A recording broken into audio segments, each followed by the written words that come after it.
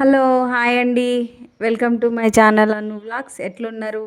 ఈరోజు వచ్చేసి నాకు టైం దొరికిందని చెప్పి మసాలా వంకాయ బగారన్నం వేరే లెవెల్. ఇంకా టేస్ట్ అయితే చాలా బాగుంటుంది.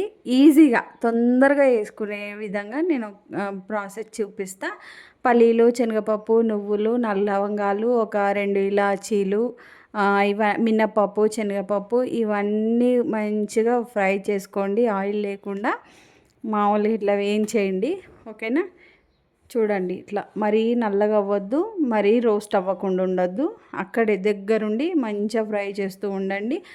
ఇందాక నేను అల్లం పేస్ట్ పట్టుకున్నా, అందులోనే కొద్దిగా ఒక నిమ్మ పండంత చింతపండు వేసి ఇందాక మనం వేయించుకున్నాం కదా, ఇవన్నీ అందులో వేసి మంచిగా పేస్ట్ పట్టేయాలి.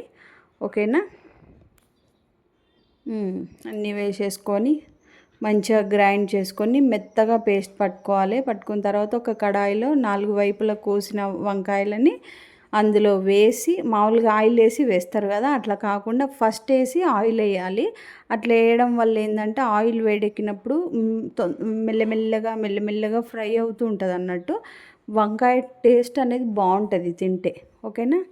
ఇట్లా ఫ్రై చేస్తూ ఉంటే వంకాయలు చేదెక్కుతాయి కాబట్టి ఒక స్పూన్ ఉప్పు వేసి మళ్ళీ బాగా ఫ్రై చేసుకుంటూ ఆలోపు ఈ మసాలాలో కొంచెం కొత్తిమీర వేసుకొని మనం గ్రైండ్ చేసుకుందాం. గ్రైండ్ అయిన తర్వాత ఈ వంకాయలు చూడండి మంచిగా ఉడికిపోయినాయి, ఆయిల్లో మంచిగా ఫ్రై అయినాయి. అందులోనే కొంచెం పసుపు వేసి మళ్ళీ ఒకసారి ఫ్రై చేసుకుందాం. చూడండి వంకాయ ఏ విధంగా ఉడికిపోయిందో చూపిస్తున్నా కదా, చూడండి మంచిగా ఫ్రై అయింది ఆయిల్లోనే. ఓకేనా?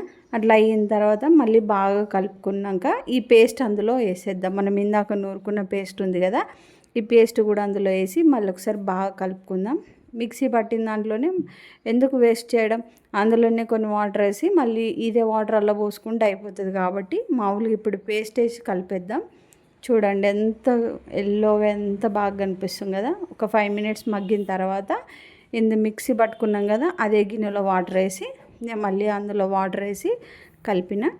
ఇది ఉడకక ముందే మనం ఇప్పుడు ఏం చేయాలంటే, ఇందాక మనం 1 స్పూన్ సాల్ట్ వేసినాం కదా, సరిపోదు. మళ్ళీ ఒక 2 చెంచాల కారము, ఓకే, ఒక 2 చెంచాల ధనియాల పొడి, కొద్దిగా మళ్ళీ కొంచెం ఉప్పు, ఇందాక తక్కువ వేసినాం కదా, కొద్దిగా ఉప్పు, ఇవన్నీ వేసుకొని మళ్ళీ ఒకసారి కలిపి ఒక 5 మినిట్స్ మూత పెట్టుకోవాలి. మళ్ళీ కొద్దిగా 1 టీ స్పూన్ పెరుగు. ఓకేనా? పెరుగు వేయడం వల్ల మంచి టేస్ట్ జ్యూసీగా ఉంటుంది. ఓకే, పెరిగేసి కలుపుకోండి.